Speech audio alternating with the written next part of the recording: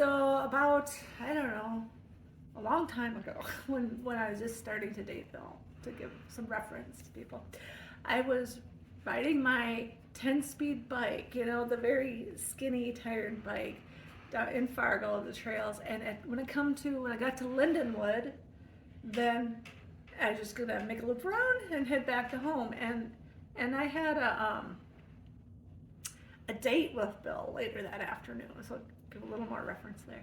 Anyway, so I went to turn around, and I hit a rock, and the wheel went like that, and I put my foot out to catch myself, and I just went down.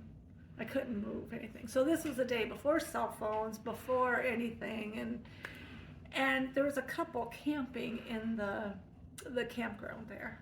They came over and helped me out, called the ambulance. The ambulance came and took me to the hospital, and it ended up, they kept saying it's a twisted ankle, but it wasn't. It was broken, at least one or two places, and I had to have surgery. And so so then I'm in my recovery room, or up in the room, and the nurse says, "Is there anybody you'd like to call?" I didn't have family in town. I didn't have, close friends. It was right after college, so I didn't really have anybody. So I guess call Bill. And so they called Bill, and of course Bill thinks I stood him up for the day. And I think it was even the next day, maybe, the nurse called and said, "Is this Bill? This is Mary's nurse."